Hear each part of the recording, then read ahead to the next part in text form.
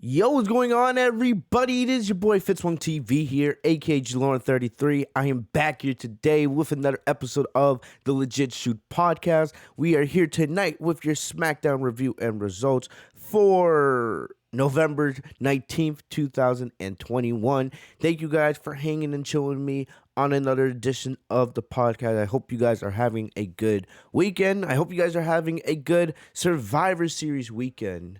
Yeah, it feels kind of weird to say that because this doesn't feel like Survivor Series at all, if I'm being honest with you guys. But we do have Survivor Series Sunday night. And before we get into anything, I want to get quickly into the announcements for this week. And most likely you guys will be seeing this podcast episode either Saturday night or very, very, very early Sunday morning. Depends on when I post it. But we will be having a Survivor Series review. I know we haven't had a pay-per-view review now for a couple months. The last one was Crown Jewel, but we didn't do one for Extreme Rules, which kind of stopped our streak because we hadn't missed a WWE pay-per-view in a while. But we will be back to our normal monthly podcast pay-per-view reviews, so you guys can expect a Survivor Series review right after the show goes off the air Sunday night. We're going to talk about everything, right, on this very, very lackluster Survivor Series card and build.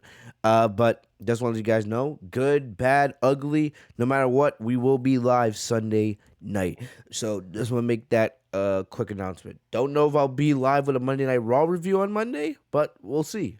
We'll see. You guys know I just have not been feeling Raw at all, and I just don't have the energy really to review the show. So that's why I haven't been doing Raw reviews as of late. But yeah, that's that. But yeah. But we'll see if we do a Raw review. But you guys will get a Survivor Series review no matter what on Sunday night.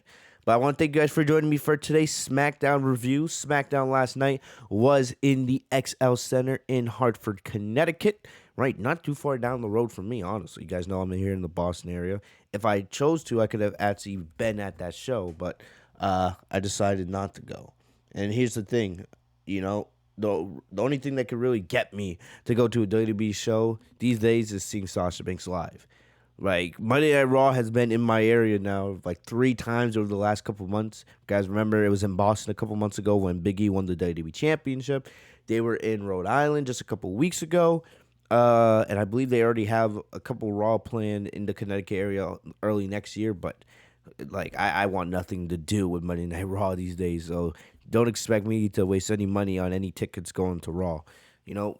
Maybe if Sasha Banks is in the SmackDown crew in the area, maybe. I decided not to go last night, but you never know. When it comes to Sasha Banks, you guys know how big a fan I am. And that could be the only thing that would probably get me to go to a WWE show these days.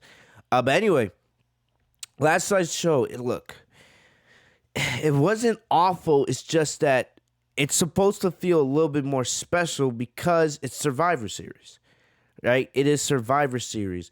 And the Survivor Series build, you guys have heard me talk about it the last couple weeks. The Survivor Series build has been nothing to talk about at all. This is probably the most meaningless Survivor Series of all time. And I was saying the same things last year as well. Last year, it was promoted as the best of the best, right? But there was really nothing special about it, especially with it being in the Thunderdome while we were still in the early stages of COVID-19. But here we are a year later, and Survivor Series still means nothing. There's nothing. The Raw versus SmackDown aspect of Survivor Series is completely dead because we've seen the two brands interact with each other so much over the last year that it doesn't feel anything special at all. There's nothing on the line.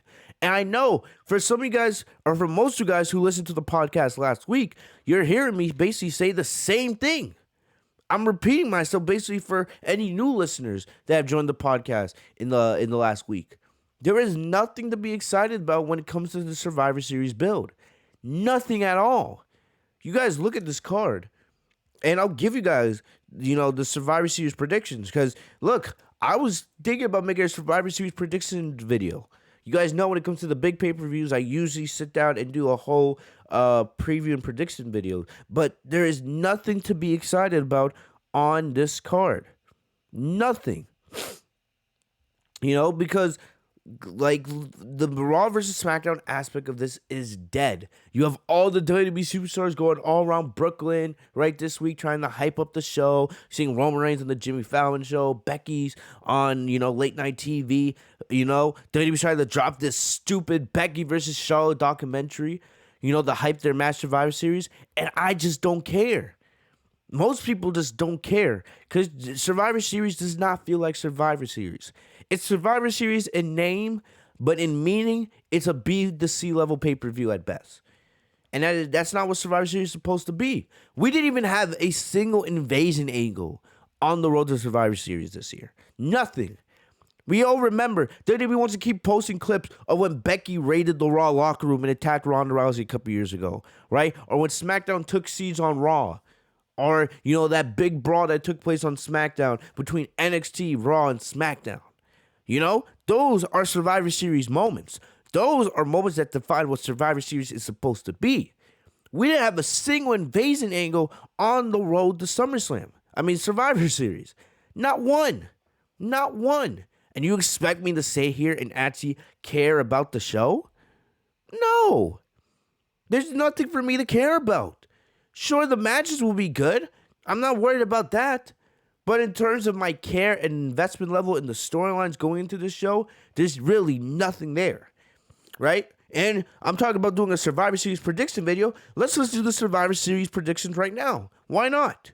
Why not? Because these are probably going to be the fastest predictions we ever done. Because like I said, I don't have any care really in anything on this show. There's barely anything there.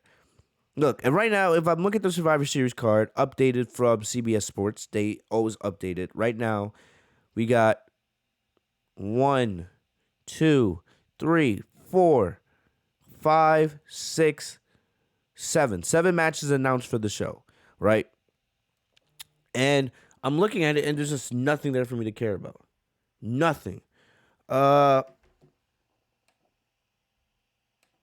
Look, first off, they have this 25-man battle royal that I'm willing to bet almost nobody knew about, right? So there's going to be a 25-man cross-brand battle royal somewhere on the card.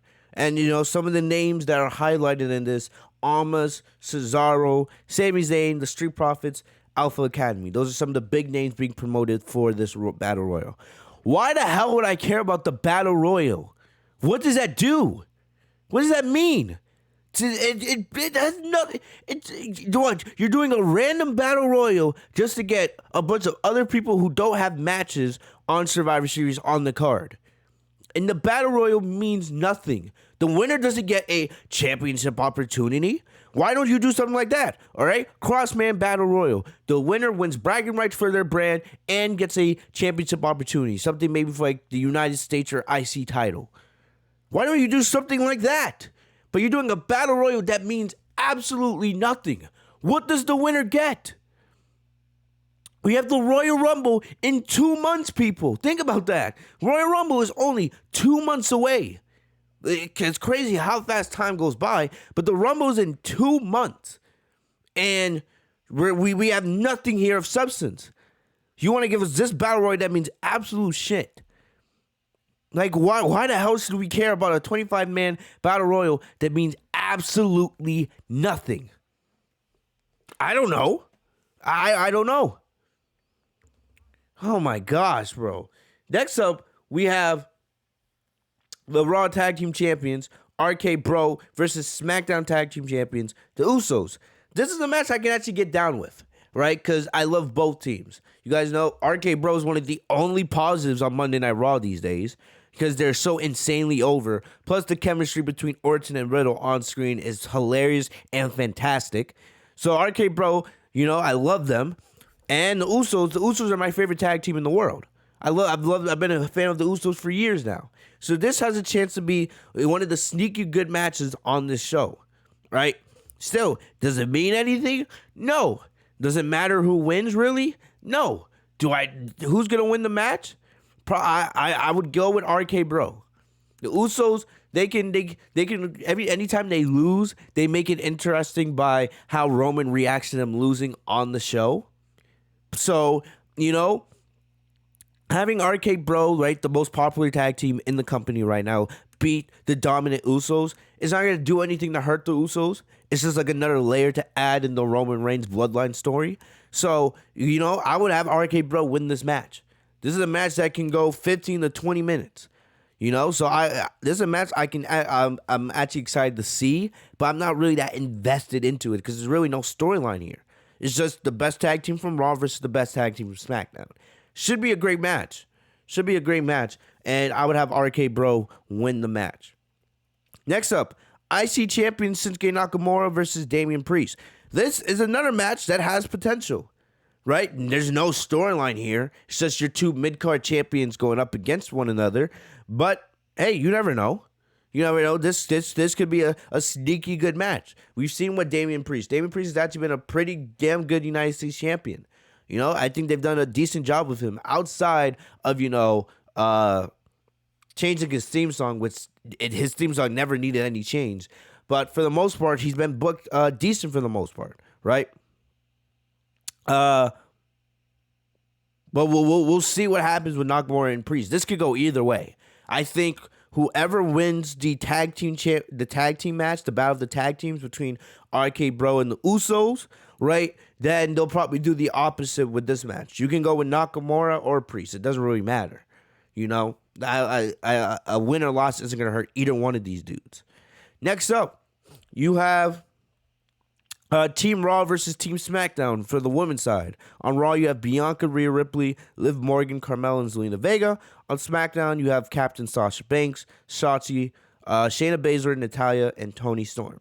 Look, you look at the competitors in this match, and this should be a great match. But there's like I said again, there is nothing on the line. There is nothing on the line here, people. Look, I don't know. I don't even know. Usually when it comes to Survivor Series, we would be here making predictions about who's going to be the final survivor, right? Last year we were all predicting how Bianca Belair would be the final survivor on the SmackDown side of things. But at the end of the day, we don't know. But you look at things here. It doesn't matter who wins. I'm looking at this, and I don't know. You can make a case that Liv Morgan should probably win, right? Because Liv Morgan is getting a Raw Women's Championship opportunity against Becky Lynch in the coming weeks. So she needs to look strong in this match. So you could make a case that maybe Liv Morgan should be the sole survivor on Raw. And you guys know how much I love Liv Morgan. Right, on SmackDown, you can make a case that Toni Storm, Shotzi Blackheart, or Shayna Baszler, one of those three could be the sole survivor. But honestly, it doesn't matter to me because there's no stakes in this match. You can make a case that the final two should be Sasha and Bianca have those two reignite the rivalry that they've had throughout the year. Right? I don't think anybody would complain if Sasha and Bianca were the final two and then, they just went at it for a good 5 to 10 minutes. Right? Giving people a taste of and making people remember the great matches they've had this year, from WrestleMania to what they did at Crown Jewel a couple months ago. So I don't know. If I'm going to take a pick, I'm probably going to go with Team SmackDown because I guess you can say that SmackDown has more superstars that could come out of this looking strong. But at the end of the day, it really doesn't matter who wins because there's no stakes. And you guys are hearing me say the same things about almost every single match because it's true. There's no stakes with Survivor Series this year. It's just going to be a lot of good matches. And I know when I come on here to do the Survivor Series review on Sunday night, I'm going to be saying, hey, look, this show wasn't bad because the in-ring action was solid. But the stakes, there was no stakes here at all. The matches were meaningless. What do they mean for the future? You have Adam Pearce and Sonya Deville, flip-flopping sides every single week. One week you have Adam Pearce saying how he wants to see Raw absolutely destroy SmackDown. And then last night on SmackDown, you have Adam Pearce coming saying he wants to see SmackDown dominate Raw. This is why you need GMs exclusive to each show. This is why you can't have two people running both shows. It doesn't make sense. The only time that it ever made sense for that to happen was back when the Authority was in charge a couple years ago, back in the mid 2010s. So, what they're doing now with Adam Pearce and Sonya Deville is just stupid. It's stupid. So, like I said, the matches will be great on this show, but the stakes are not there, so people can't get 100% invested. It doesn't matter who wins most of these matches, because it's not going to mean anything the next day. The next day, everybody will just go back to their whatever brand they are, and then business will be as usual. The follow from Survivor Series isn't going to be that big. Because Survivor Series doesn't mean much. It's really that simple. It's really that simple. So, moving on. Like I said, it doesn't matter who wins the women's match between Raw and SmackDown. It doesn't really matter. You can say the exact same thing with the men's side, Raw versus SmackDown. Right? Both sides. It doesn't really matter at all. It doesn't. You got in Team Raw, you have... Excuse me. On Raw, you have Rollins, Balor, KO, Theory, Bobby Lashley. On SmackDown, you have McIntyre, Woods, Jeff Hardy, Happy Corbin, and Sheamus.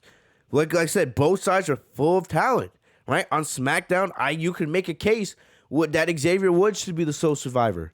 Xavier Woods has seen a nice singles run as of late, and you can make an honest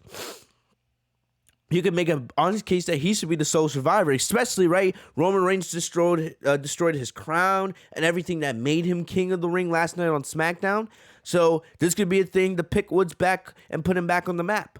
I do think eventually we're probably going to get Xavier versus Roman for the Universal Championship after Survivor Series. So this could be big for him, right? McIntyre doesn't really need the win. I look at everybody else on SmackDown. McIntyre doesn't really need it. Hardy doesn't need it. Happy Corbin, who cares? And Sheamus doesn't need it. None of these other guys on SmackDown need to be the sole survivor for Team SmackDown. The only guy that can really make the case for is Xavier Woods. And, that kind of makes me think that SmackDown might be the winners here. I look at the Raw side, right? Seth Rollins, it doesn't matter if he wins or loses. He's getting a WWE Championship match against Big E regardless of what happens, right? And Seth Rollins will always be Seth Rollins, win or lose, doesn't matter. Finn Balor, doesn't really matter for him, right? Kevin Owens, even though he just turned heel, I guess he kind of needs to look strong, maybe eliminate 2 superstars or something, but, right? I think KO's probably leaving the company here in a couple months anyway, so I don't know if Kevin Owens really needs the win. Bobby Lashley, he doesn't need the win. He was just WWE champion, and he's going to be dominant no matter what. Maybe Austin Theory, right? He's the youngster. Maybe if this comes down to Austin Theory versus Xavier Woods, I think that would be the right way to go, right? Have Woods, who's making a name for himself as a singles star, and Austin Theory, who is getting a little bit of a singles push on Raw, right? Have them be the sole survivors for their team. I don't know, but at the end of the day, I'm looking at this and I'm not seeing, the more predictable outcome. You can go either way with these matches. It's the same thing that I said about the women's Survivor Series 5-on-5. The men's Survivor Series 5-on-5, there's no clear winner, and I don't think it's going to really upset anybody with who wins, because these matches really don't matter that much. So we'll see what happens, but there's really nobody to pick. And there's nobody really to pick. So we'll see what happens, but you can go either side with the men's Survivor Series match and the women's Survivor Series match. It doesn't matter. Take your pick. Doesn't really matter. Then we have the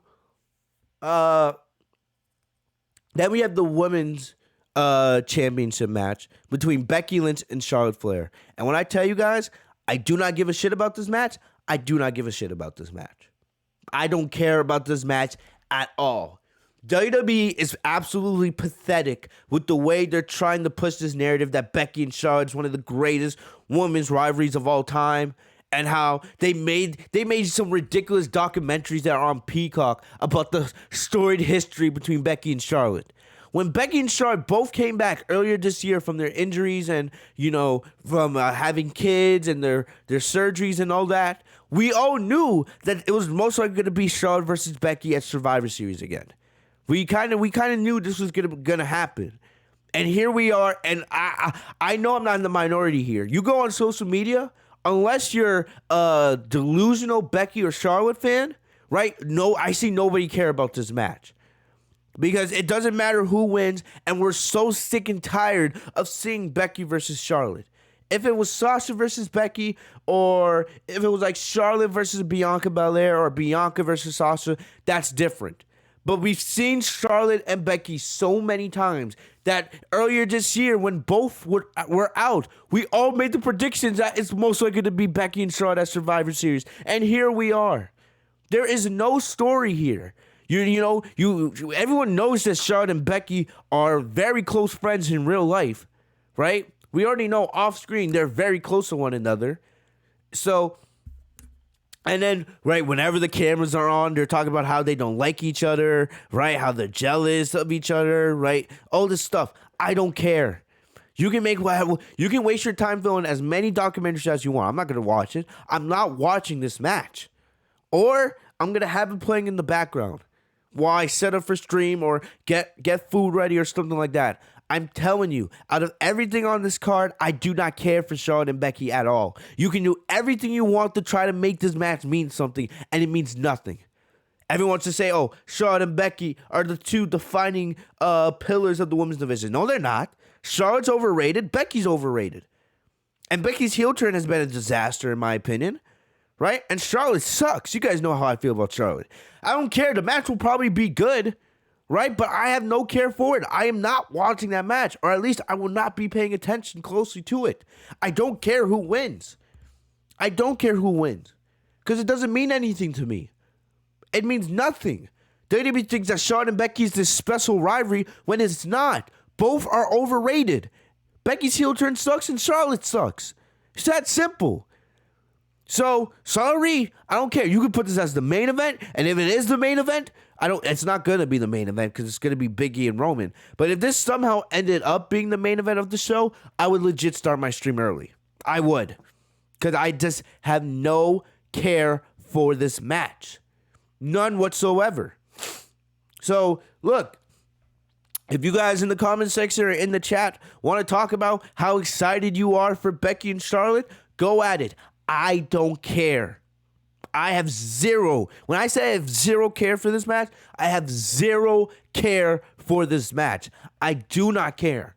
It could go 5 seconds, which I hope it does, or it could go 30 minutes. They could put on the best women's match of the year. They won't, but they could try to put on the best women's match of the year. I still wouldn't care. I have no care whatsoever for this match. None whatsoever. It's that simple. It's that simple. So, we'll see what happens, but I don't care who wins. Charlotte or Becky, they're going to be annoying as hell. Honestly, if it's up to me, I hope this match ends in DQ. Maybe Sasha or Bianca or somebody comes out and interferes in the match. Honestly, this is the match where I want to see an interference. Because if Becky wins or if Charlotte wins, they're going to come on Raw or SmackDown the next night and absolutely just really piss our eardrums off and bragging about how they beat the other one. I don't care. I just don't care. Right? I hope this match ends in DQ so we don't have to deal with that. Really. I don't care. They can go out there and give you 5 stars. I have no care at all.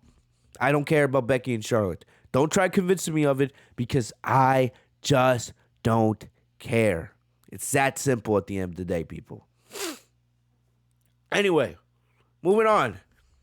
Next up, we have, last but not least, we have Big E versus the Universal Champion, Roman Reigns. There's actually a little bit of a story here. This out of everything on the card, this has the most story just because of, Roman Reigns' ongoing feud with the New Day on SmackDown. Right? And we'll talk about what happened on SmackDown between Roman and Xavier Woods in a second. But for those of you guys who may have not watched SmackDown for whatever reason, right? Big E did invade SmackDown to attack Roman Reigns, get some payback because, Xavier Woods has been facing off against the Bloodline 3-on-1 by himself since the Bloodline per storyline took Kofi Kingston out of action. And so Xavier's been on his own for the most part. So this is a match I'm actually kind of excited for. Remember, we did see the New Day versus the Bloodline on Raw about a month ago before the draft. And look, this is going to be a barn burner. I would make the argument that Big E should win this match. If I'm making a prediction, Roman's gonna win just because they've made Roman look dominant over everybody. Like, Roman's basically been put over everybody in the company over the last year and a half. So they're probably not gonna end that because we know Vince wants to make Roman the most dominant champion ever. If I had to make a prediction for the end of this match, I think Roman makes Big E pass out with the guillotine or something like that. Or there's an interference by the Usos, right? Big E does his best to fight them off, but Roman ends up spearing Big E. The numbers are too much for him, so Roman closes the show with a dub, right? But I would make the case that Big E should win this match. You want to establish Big E's title reign, which you've done a decent job of doing these last couple months. You want to make Big E one of the biggest stars in the company. You want to show that you actually care about Big E being one of the top stars for years to come as a single star. Have Big E beat Roman. It's not going to hurt Roman's championship reign if he loses. I don't think so. It's not a title match. Plus, you can make a storyline about this, about Roman's frustration, right? Roman's frustration of losing the Big E at Survivor Series, and then maybe you have something like Roman invades Raw to get payback on Big E. I think that would be an interesting story, something we haven't seen much of because Roman's looked so dominant as champion. So I would have Big E beat Roman clean, have him shock the world, right? Everybody goes crazy for Big E as the babyface because this isn't a title match, right? It's just champion versus champion. Have Big E and Roman absolutely just destroy one another. 25 minutes, right? And then have Big E get the shock victory, hit a big ending out of nowhere, and then get the win over Roman. I don't think people would really care that much. It's not a title match, right? And it would do so much more for Big E than it would do for Roman. Roman doesn't really need the victory. Roman's still gonna look like the most dominant guy in WWE, regardless of what happens at Survivor Series. But this would mean so much more for Big E than it would for Roman. Especially, remember, guys, there was a lot of people that wanted to see Big E win the Royal Rumble and go on to beat Roman Reigns at WrestleMania. There was a lot of people that wanted that.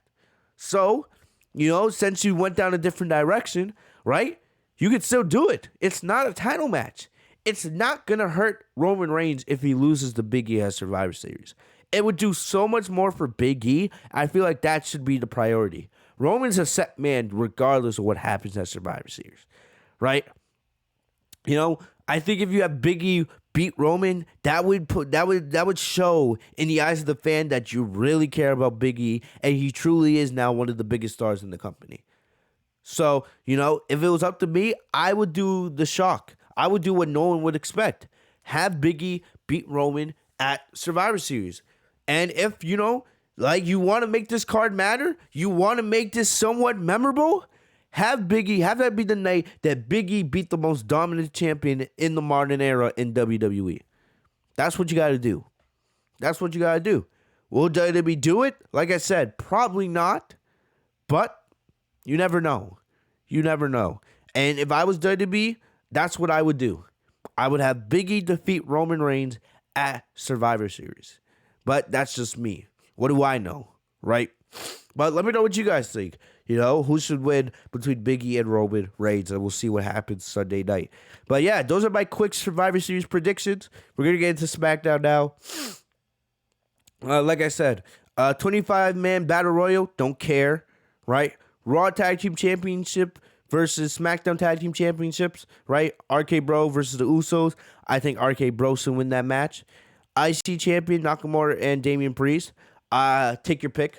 It doesn't really matter who wins that match, right? I don't really have a prediction for that. Team Raw versus Team SmackDown Women's 5v5. I'm going to go with Team SmackDown. But like I said, you could take your pick on that one too. But I'll just go with Team SmackDown. Team Raw versus Team SmackDown Men's 5v5. I don't have a prediction for that. Take your pick on that one. Right? Take your pick on that one. I'll say Team Raw, but take your pick. SmackDown Women's Champion versus Raw Women's Champion. Charlotte versus Becky. Don't care. No prediction there. Don't give a shit. And WWE Champion Big E versus Roman Reigns. Universal Champion. My prediction is Roman Reigns, but I would, if it was up to me, I would have Big E win the match. But my prediction is Roman winning, of course.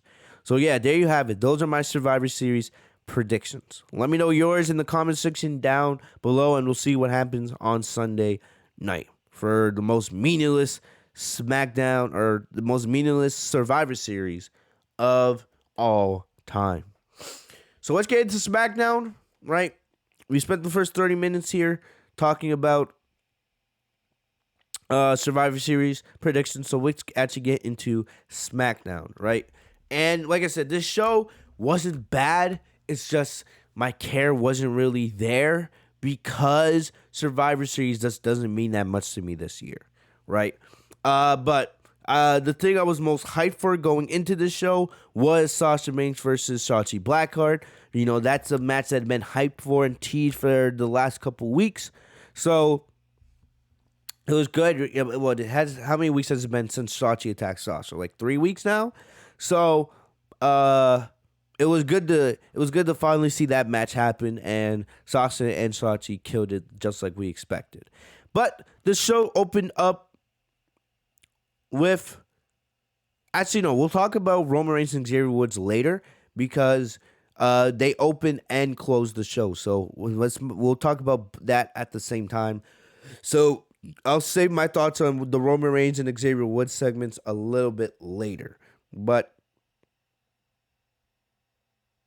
first off, the first match on this show. So the the first match of the night, like I said, Xavier and Roman opened the show, which we'll talk about a little bit later. But the show opened up with the first match being a fatal four-way between Ricochet, Cesaro, Sheamus, and Jinder Mahal. And the winner would be the final member on the SmackDown Men's Survivor Series team. But, like I said, the care for Survivor Series is not there. But this was a really great match. The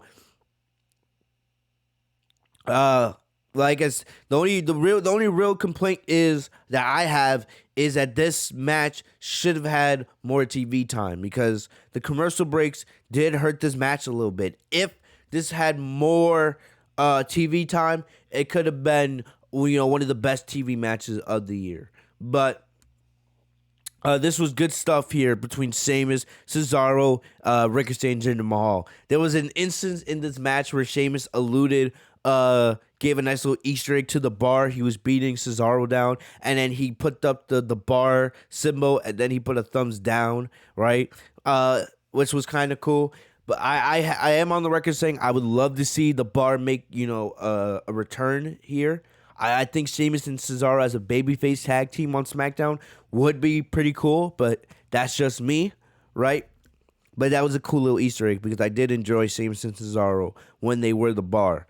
But Ricochet was great in this match. Ricochet flew to the sky to take all three men out at ringside. Remember, Ricochet was actually, Scratch was going to say, I thought Ricochet was the only babyface here, but I forgot that Cesaro's a babyface here as well. But anyway, after Ricochet took out all three men at ringside, we came back from commercial break, and Cesaro delivered the swing to Mahal, right? I think he swung him like 16 or 17 times, which is always impressive when Cesaro does that. Then he applied the sharpshooter. Ricochet looked like he was going to fly to interrupt, but Ricochet just casually walked in the ring and then started hitting Cesaro with kicks with the chest, very similar to Daniel Bryan's yes kicks, right? Which is kind of cool. Then Ricochet did a 630 splash, which I thought would be the end. But then Sheamus hit him with a bro kick, which I thought would be the end there. But that was not it because Cesaro interrupted the count. There was some very, very close near falls here, which was pretty cool. So then we saw Sheamus and Cesaro. They finished up the match while Ricochet and Jinder were on the outside, right? As they went back and forth, Ridge Holland made his presence felt. He distracted Cesaro that allowed Charlotte to hit the match-winning bro kick and allowed him to be the final member on the men's Survivor Series team. You know, you guys know I love Sheamus. So it seems like they are building up some kind of partnership with Sheamus and Ridge Holland. So it looks like those two could potentially be a team going forward on SmackDown, both being Iris and all that other stuff. I don't have much of a care for it right now. We'll see how it develops.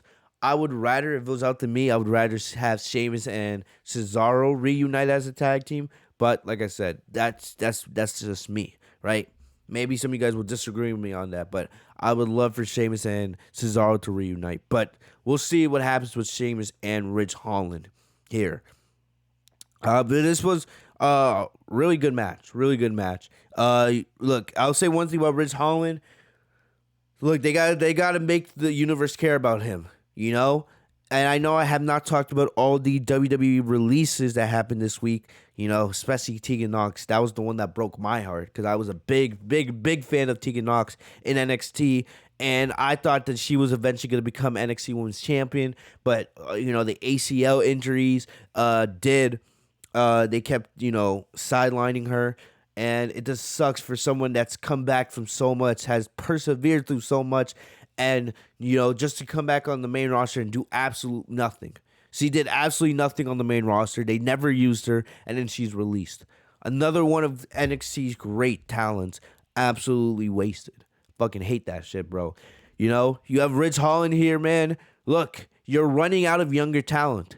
You keep releasing all of this young NXT talent, all this talent that Triple H spent so long trying to build up.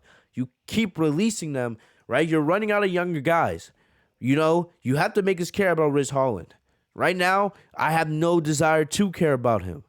You have to give us a reason to care about him because you don't have much younger talent on the coming through the pipeline right now because you keep freaking releasing them at every single avenue. You know, so we'll see what happens. But like I said, if you don't make us care about Ridge Holland, it's going to be a failure very, very quickly.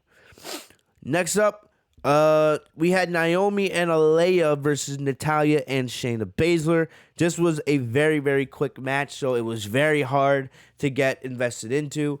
This was just done very quickly to continue the cricket authority figure of Sonya Deville, right? This match ended out of nowhere, really. So Natalya went for a fast count, or Natalya went for a pin, and the referee executed a fast count, robbing the babyfaces of the match, right? So clearly this was Sonya Deville not wanting to see the babyfaces succeed. We know where this is going. You know, this is eventually going to lead to Sonya Deville getting back in the ring and becoming a competitor again, which I am excited for because I love Sonya Deville and I think she's highly underrated in the ring. And when it does, you know, we're going to get some really good matches with Sonya and Naomi. We know that this is where it's leading. But look, if you're going to do this, at least give them a little bit more time. You gave Roman Reigns and Xavier Woods 2 segments on this show. They didn't really need that. You honestly, you know, you could have done everything you did with Xavier and Roman. You could have done that in one segment. You didn't have to have them open the show and end the show.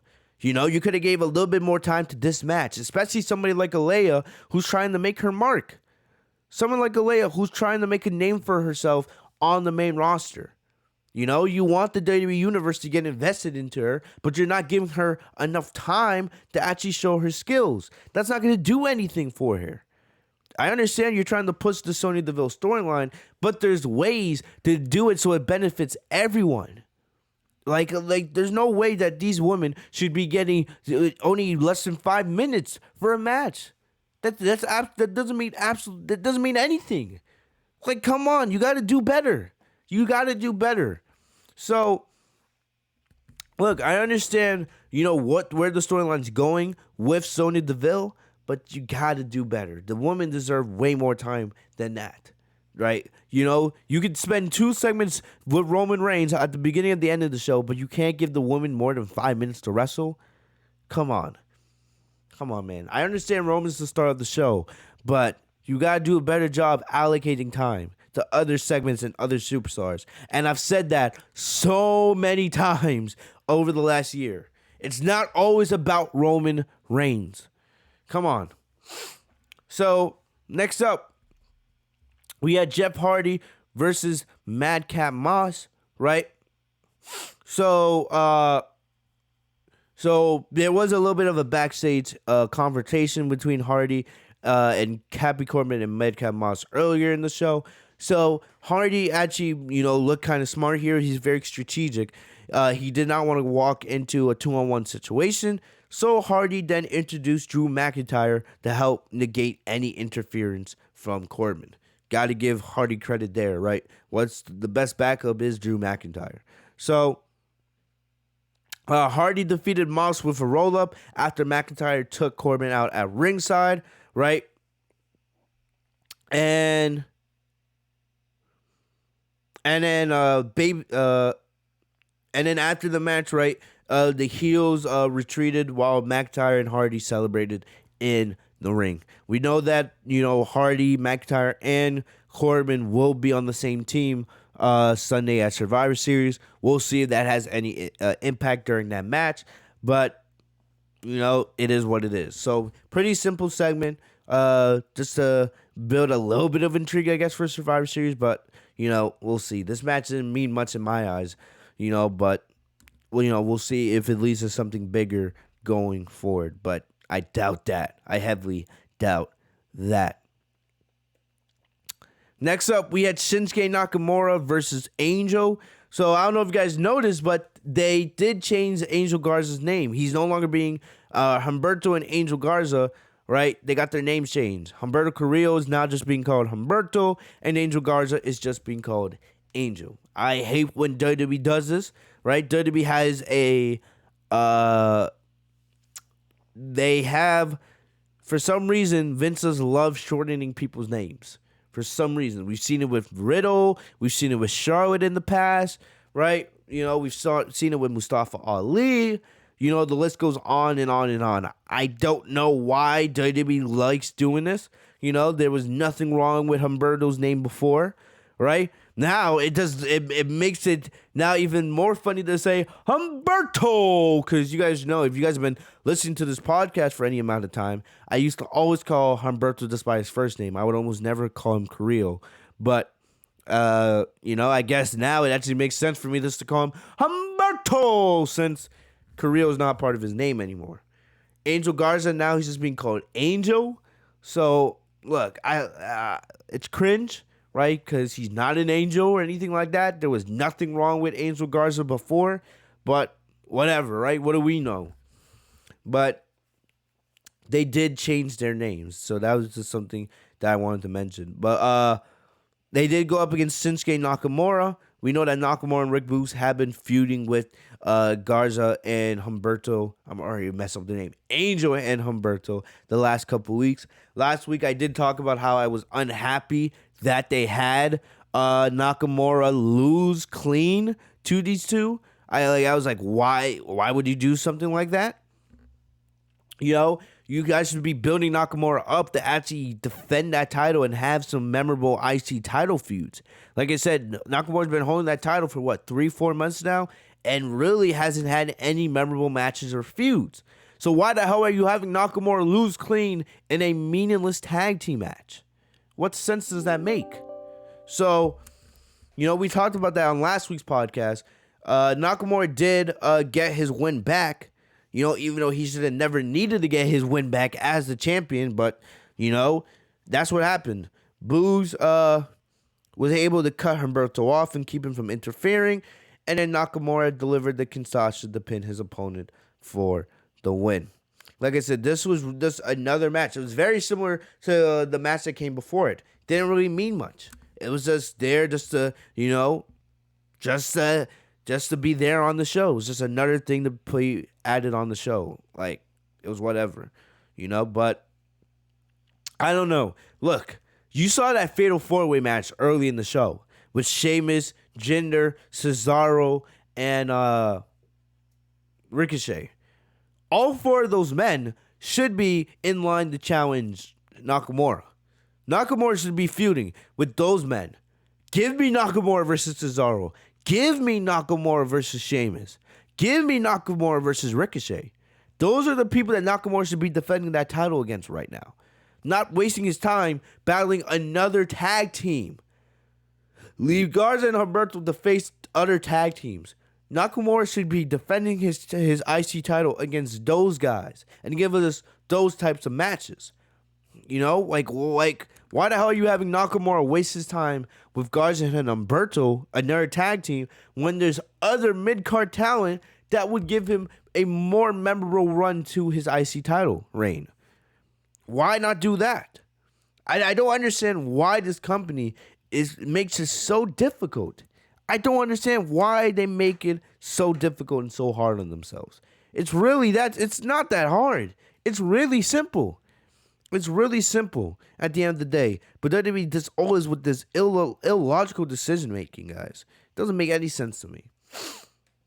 But yeah, I would hope that, if I was WWE right after Survivor Series, regardless of what happens between Nakamura and Priest, I would have Nakamura start feuding with, Sheamus or Cesaro or Ricochet. I would do something like that. Stop wasting time with this rivalry that's really not going anywhere with Humberto and Angel Garza. Next up, this was the kind of the main event match of the show, right? Because of course we know Roman and Xavier Woods ended the show with their segment, but this was probably, I would say, the most hype thing going on going into the show, because everybody wanted was to see what would happen, especially after Shotzi's heel turn a couple weeks ago, right? So Sasha Banks and Shotzi Blackheart. So this was really, really enjoyable. Like Sasha, Sasha once again proves why, like I always say, she's the best female wrestler in the world. But before the match, Sasha was getting interviewed backstage, right? But then Sonya Deville came in, and then Shotzi came in, and Sonya made it clear that no matter what happens tonight, they're supposed to be teammates on Sunday. So at the end of the match, she wants both of them to shake hands, right? And I was like, that's not gonna do much. It's a babyface versus heel, but whatever, right? Shotzi did show some. She's making some strides as a heel on the mic, but when I look at Shotzi Blackheart, she's a babyface. That's what she's supposed to be. She looks born to be a babyface character. Her just being a heel out of nowhere, it just looks so weird. I'm not used to it. It's like, Shotzi's supposed to be a babyface. That's what she's been her entire career. Now you forced her into this heel turn, and it's just like, she's not bad at being a heel, but she's more natural as a babyface. Most superstars, they can be amazing heels. Lots of superstars, they can be better heels than they are baby faces, right? But Shotzi, it just seems like babyface is where she's more comfortable. And maybe it's because she's been a babyface her entire time with the company that maybe she does, it's taken her some time. Like I said, she made some strides tonight on SmackDown, She sounded a little bit more confident on the mic, and then she had a nice heel aggression to her during her match with Sasha. But, it's just, when you look at Shotzi, I just see babyface all the way, a fun-loving babyface. Someone that, has no problem getting down and dirty and getting aggressive, but someone that loves to have fun. That's the way I see Shotzi. Like, I miss the tank and everything. But, here with Sasha, it was still really, really well done. But, look, if you're going to continue to have Sasha be a heel, the next couple months, are going to be very, very important. You can't just, not use her, or the heel turn's going to look absolutely pathetic. If you just turn Shotzi heel for this one match with Sasha, then the heel turn was a failure. Sasha and Shotzi can go and have a 5-star classic, but if you don't continue to use Shotzi as an asset in that women's division going forward, it's gonna look like a failure and it's gonna look like a waste of time. So, before the match, like I said, Shotzi was about to call Sasha a bitch, but Sasha cut her out. Sasha said, payback is a bitch and so am I. So Sasha with another amazing one-liner. I think Sasha's probably the best when it comes to one-liners on the mic. Sasha may not be the best promo in the WWE. I'll be honest with you guys. I'm trying to stay objective here as a Sasha Banks fan. Sasha's not the number one promo in the company, right? There are people that are better than her on the mic, even though she can hold her own with anybody. But Sasha's really good at providing those one-liners in her promos that you remember going forward. So Sasha would have had a really good one-liner here, and then her entrance music played, and she came out, right? Sasha is over as hell. I would probably make the argument, outside of Drew McIntyre, Sasha's probably the number one babyface on the entire SmackDown brand, women and men. The only person I could think that compares to her right now is Drew McIntyre. But Sasha got a great reaction. It's crazy to me how easy Sasha can flip between being heel and being babyface. She plays both roles very, very well. But Sasha came out, and Sasha did a really good job of putting Shotzi over here. Sasha actually had Shotzi be the lead, Sasha let Shotzi dominate for most of the match, letting Shotzi throw her into the ring steps, right? There was a point where Shotzi stuck Sasha's fingers inside the steel ring steps and then kicked them, which was pretty good. Sasha did a really, really good job of selling for Shotzi here, making Shotzi look dominant and aggressive as a heel. Shotzi did go after Sasha's hand multiple times throughout the match, right? Shotzi then did the ball pit finisher, but Sasha was able to roll out of the ring to prevent the pin. So Sasha using that expert ring expertise there. So then, basically, this was very fast paced. Sasha got her offense in. She did her normal double knees, her Meteora, her normal offense. She also did the Three Amigos, of course, and then. Later on in the match, while Shotzi was taking too long to finish Sasha off, Sasha out of nowhere, right, was able to apply the big statement. But because, and this is where the great stuff is, remember, Sasha had, her hand was injured during the match because, Shotzi had attacked it so much, she couldn't wrap her hands around to get the full twist on the big statement. So she couldn't apply the full pressure. But then at the last moment, Sasha took her legs and then used her legs to switch the hold of the big statement. Shotzi tapped pretty quickly, and then Sasha got the win. So that was very clever. So it's the little things that Sasha does that proves why she's the best female wrestler in the world. Very, very clever finish there. Switching from the hand to the legs in that, that quick second there. Really love that here, man. Not many people are going to talk about that in their reviews and podcasts, right? Because they're casuals. I know what I'm talking about when I get behind this mic, So I really did like, how Sasha had that quick little twist there in the ending of that match.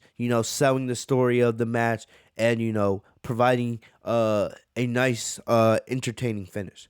So after the match, Sonya came out, right? Because Sonya was expecting Sasha and Shotzi to shake hands. And, of course, Sasha, being the babyface, she put her arm out in respect and sportsmanship to Shotzi. Shotzi did shake her hand. But afterwards, Sasha delivered a backstabber and leaves Shotzi lying, right? It is ironic that Sasha's signature is called the backstabber there, right? But this was Sasha getting payback on Shotzi for what Shotzi did a couple weeks ago.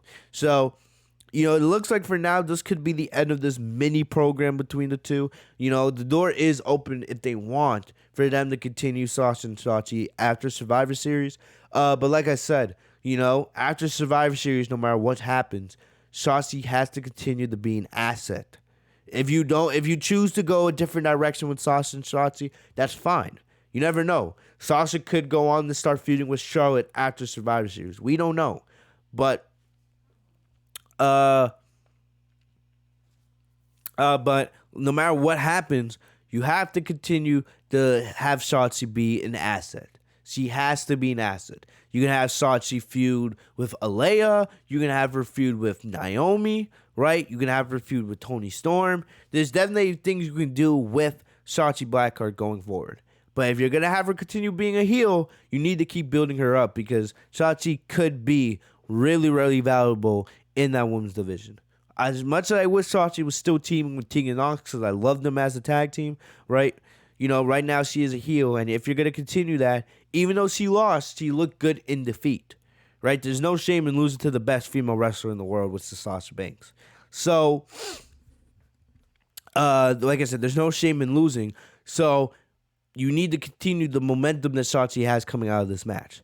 Have Shotzi look good in the Survivor Series match on Sunday and continue to, you know, feature her on SmackDown and make her look like a contender in that women's division, right? So maybe when Sasha becomes SmackDown Women's Champion eventually, you can revisit Shotzi and Sasha if Shotzi's still a heel at that time. So hopefully, you know, they don't just disregard Shotzi because he is talented, and it would be an absolute waste to waste talent like that. And people, you know, you guys all know, right? WWE has wasted so much talent this year. They don't really have, you know, room to continue to waste talent. So we'll see what happens with Shotzi, but I hope they continue using her going forward. But good stuff between Shotzi and Sasha here on SmackDown. Moving on. Last but not least, by the way, let's get into Roman Reigns and Xavier Woods, right? So, even though they haven't set a Universal Championship match with these two going forward, it would make the most sense for Roman and Xavier Woods to fight for the Universal title at some point. You really don't have anybody built up right now to challenge Roman. You know, Roman's been pushed over everybody. And I look at the landscape of SmackDown. You know, you could do Jeff Hardy, but Jeff Hardy hasn't been built up correctly, right? You could do Sheamus, you know, but Sheamus is a heel right now, so you would have to turn Sheamus into a babyface, right?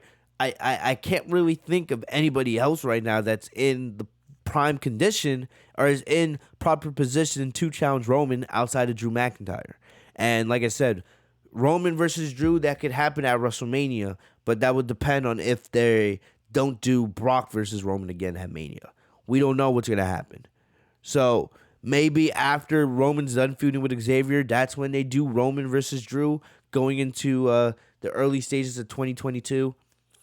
And then after that, you do Roman versus Brock going into Mania. But, you know, we'll just have to wait and see. Other than that, I don't really see too many contenders right now that could go up against Roman.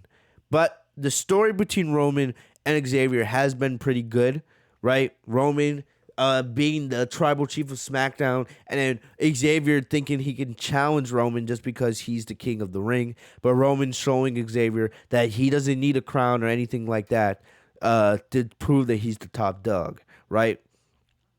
So at the beginning of the show, right, you have the Bloodline come out, and they had the King of the Ring throne. They had the crown. They had everything there that they had taken from Xavier the week before. And of course, Paul Heyman sitting there bragging, singing Roman's praises. The Bloodline, right? The Usos. The Usos talk their shit as usual. And then Roman, he was bothered, and I love this. Roman was bothered by the presence of the King of the Ring throne. He was like, why the hell is this there? And, even though Roman is the king of SmackDown per se, Roman was like, I don't need any of this crap, Roman said, the only reason I took this crown last week is because I can, right? Basically, he was dismissing the idea that he needs, a king gimmick to be acknowledged, right? Because then after that, he was like, Hartford acknowledged me, and he actually got a decent amount of cheers for this. So, like I said, it makes Roman kind of look like a badass. Because Roman's like, I don't need a crown. I don't need a scepter. I don't need a throne to be acknowledged as the king of SmackDown. All I need is the Universal Championship, right? That's all I need to prove that I'm the top dog on SmackDown and the top dog in WWE. So then Xavier came out, and Xavier cut a really good promo. Xavier said that material things don't make the king, right? It's the actions that show what a king is. And then Xavier challenged Roman to a match, man to man, later in the night, right? No Usos, no nothing like that.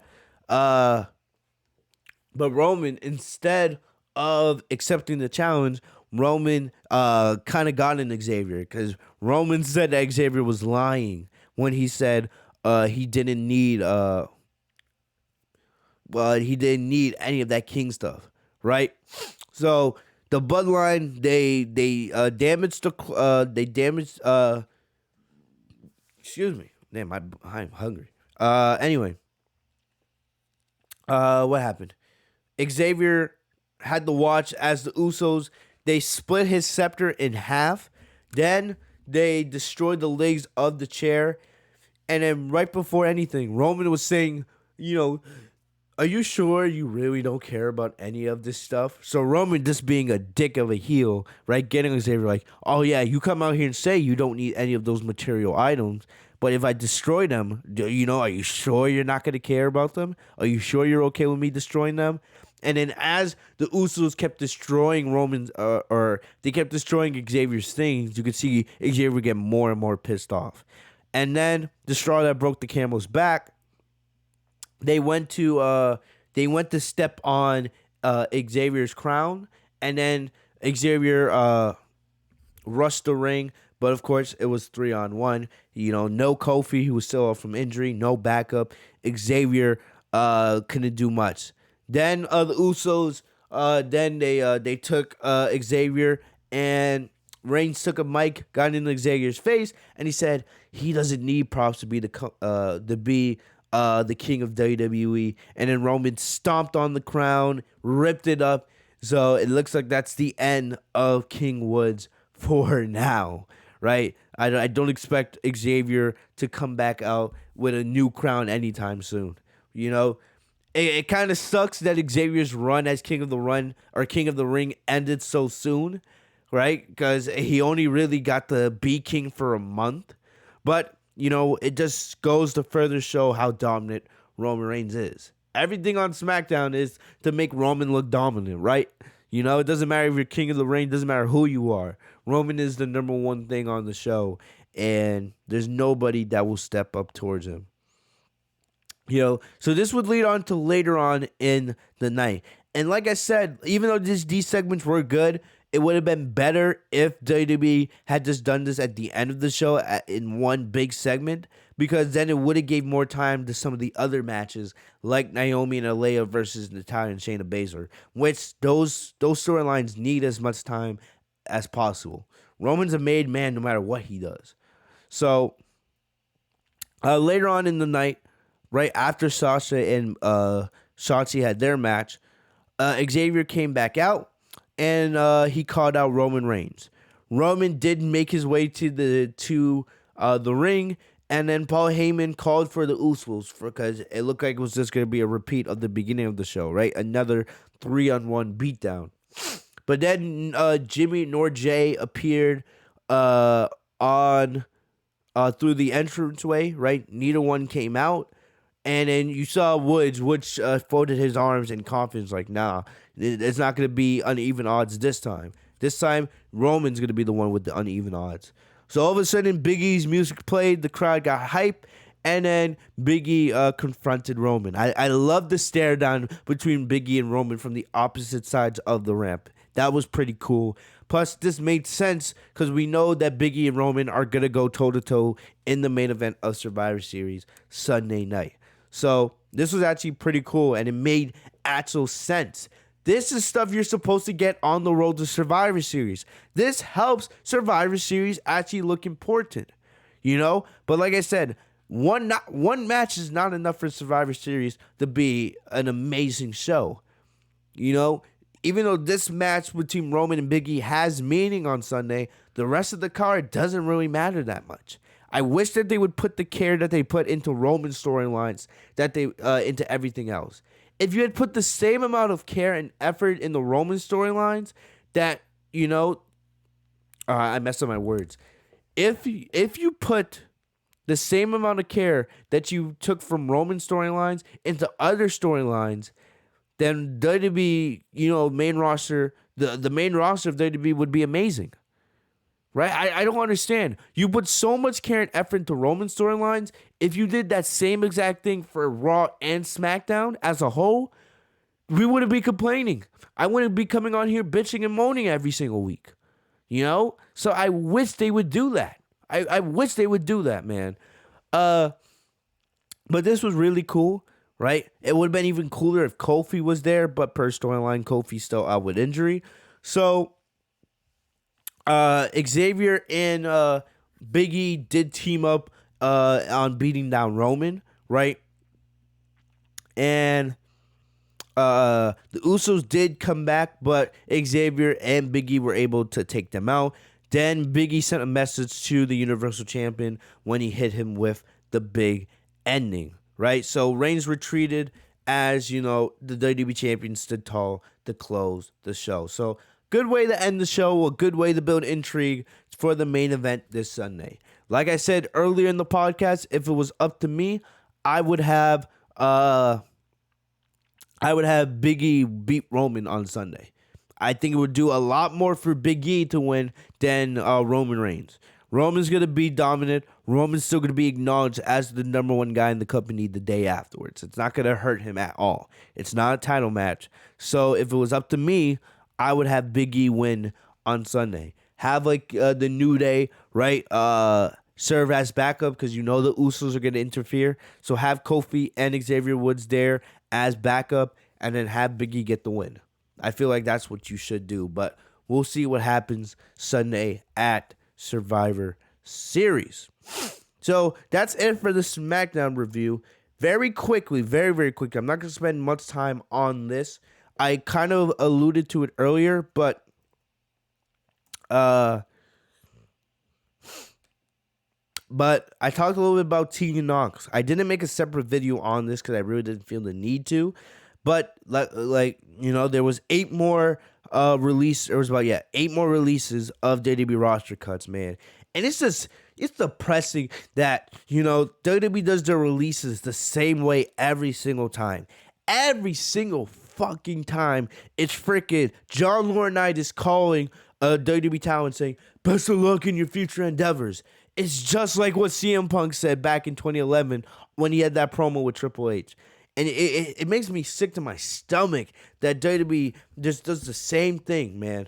Imagine for like someone like Drake Maverick, right? This is the second time, guys, in the last year and a half he's been released.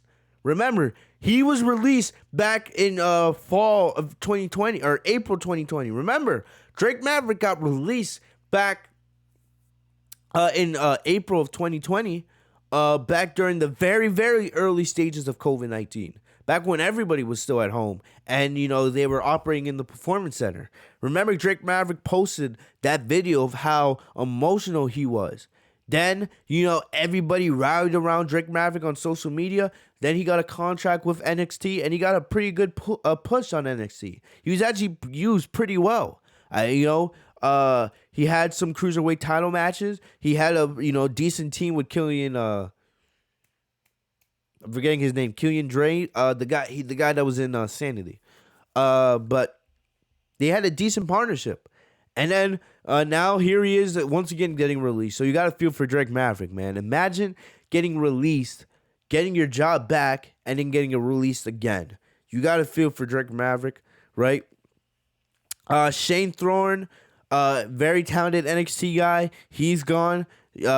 Jackson Riker, right? I don't really care that much about Jackson Riker, right? I know there was a lot of people that didn't really care that Jackson Riker got released because, you know, back when the Forgotten Sons were a tag team, I feel like we all remember what Jackson Riker was talking about with his political views on social media. So Riker never really got over those. So Riker getting released, never really cared about that. But you had Isaiah Scott. That pissed me off. You had Top Dollar. So Hit Row, it just absolutely disbanded, meaning nothing. Ashante Adonis. So it just pisses me off because I saw an article on social media that talked about, it was from No DQ, right? They talked about how Triple H failed to provide the main roster with main event talent and the younger generation. Triple H did not fail. Vince McMahon failed that younger talent. Triple H, man, like the fact that people have the audacity to blame Triple H for the failure of these talent is mind-boggling. Because down when they were in NXT, they were all successful and we all gave a shit about them. The second Vince McMahon got his hands on them, right, they became nothing. Do I really have to go get a list of all the NXT talent that's been released in the last 3-4 years? And all the NXT talent that has came up to the main roster and has not been fucking used? I can make a 3-hour podcast on that alone. On that alone. So, miss me with the BS that, Triple H is to blame for this. This has nothing to do with Triple H. All right? Triple H, I know he's rehabbing from injury right now. I feel bad for Triple H, man, because everything that he built in NXT has been destroyed. Literally destroyed, and doesn't mean shit anymore. That is sad. Because Triple H spent years and years and years building up NXT, making it a viable third brand that people actually respected, right? And Vince McMahon has come in and destroyed all of that. All of that, and I don't have to go through the names. You guys know the names, but it's just another example, right? It's not Triple H's fault that WWE does not have younger talent in their pipeline. It's Vince McMahon's fault. And for anybody that says otherwise, they are absolutely delusional. You should not listen to them, and they're Vince McMahon yes men. This is Vince McMahon's fault. This is Bruce Pritchard's fault. This is Kevin Dunn's fault. All the yes men that sit there and suck Vince's cock. This is all their fault. Oh my gosh, man. When I read that article today, I got so pissed. For people that actually have the audacity to think this is Triple H's fault, man. Triple H did everything to provide WWE a future. And you have wasted them. Adam Cole, Karrion Kross, Keith Lee, just to name a few. This is Triple H's fault. It's Triple H's fault that 5 former NXT champions, right? 5 former NXT champions have been released this year alone. Yeah, that's his fault because he wanted them to get released. Like he didn't want them to succeed and be future WrestleMania main eventers. Yeah, right, man. Man, one day, Triple H is going to come out and he's going to absolutely blast Vince. It's going to happen. I feel like the only reason why Triple H hasn't done that is because Vince is his family. But one of these days, man, Triple H is going to come out and absolutely blast everything that Vince McMahon has done. Because, bro, Triple H should be the one in charge of the main roster in NXT, not Vince. Not Vince. So, I already talked about Tegan Nox. That's the one that broke my heart. Because Tegan Nox should have been an NXT Women's Champion, but she never got the chance with all her injuries, right? John Morrison also got released. But, I know there's a lot of people out there that don't like John Morrison for the stuff that he's done in the past in his personal life. So, there's actually a lot of people that were happy that Morrison got released. But so much for that John Morrison and Miz feud, right? So much for that, because they had Miz turn heel, or not turn heel. They had Miz betray John Morrison, and we never even got the feud. Miz went on to Dancing with the Stars, so now that feud will never happen. Whenever Miz comes back from Dancing with the Stars, he'll go on to something else, Well, we'll never get the Miz and John Morrison Part 2 feud. That is hilarious. But those were the 8 cuts, right? The biggest ones to me are Tegan Nox, Top Dollar, Isaiah Scott, and Adonis. Those are the big 4 cuts to me. The Tegan Nox one, like I said, it breaks my heart because she had so much potential. And the fact that she got called up and they did nothing with them. Why are you calling up talent if you're not going to use them? I just don't get it. I just don't get that logic at all.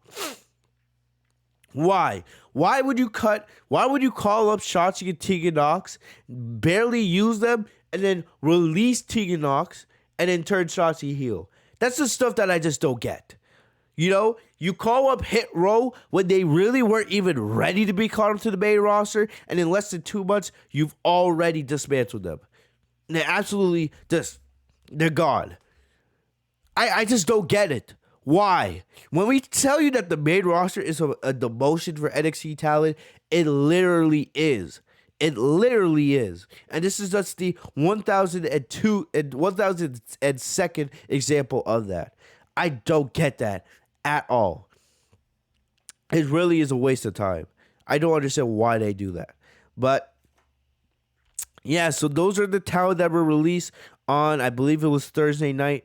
So, look, all of these superstars will find work, right? John Morrison may just go back to being Johnny Impact for all we know, but all of these superstars will find work, right? I don't know if any of them will end up in AEW. I would love to see Tegan Nox go to AEW. I would love to see Tegan Nox in AEW, but we'll see what happens, right? So look, most of them will be able to find work after their 30 or 90-day non-complete cause expires, whatever that is. It just shows that this WWE and their mismanagement of superstars. It's just so awful, man. So awful, man. I'm tired of seeing WWE talent get released. I am so sick of it.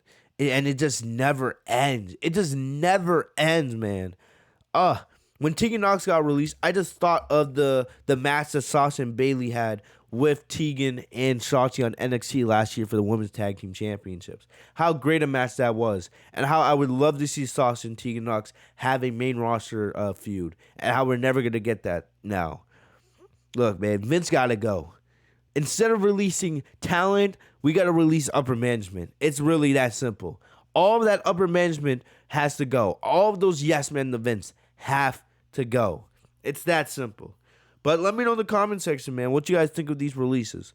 Let me know what you guys think of these releases. But other than that, guys, I'm just going to end it here, man. I don't want to go any more longer on this. Maybe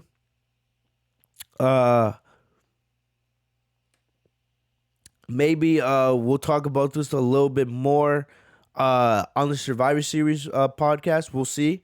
But let me know what you guys think. But other than that, guys, I'm going to end the podcast here. Thank you guys so very much for joining me here on another episode of the Legit Shoot podcast. If you guys enjoyed, leave a like on the video. Subscribe if you guys are new to the channel by hitting the bell right next to my name, Fitzmonk TV, so you guys are notified every time I post a new video. Like I said, guys, we will have a Survivor Series review Sunday night, so make sure you guys are here live joining me here on the channel. Should be a good one. Hopefully Survivor Series delivers. Look, I'm not that excited for this show, but we'll cover it. We'll do what we got to do. But I hopefully I will see you guys all here for the Survivor Series podcast. But other than that, guys, that's all I got for you guys today. Like I said, guys, subscribe if you guys are new to the channel. Hit the bell right next to my name, Fitzmonk TV, so you guys are notified every time I post a new video. Also, follow me down on social media. The links are in the description down below. Other than that, guys, I'll see you guys later. Stay safe and healthy, y'all. Peace.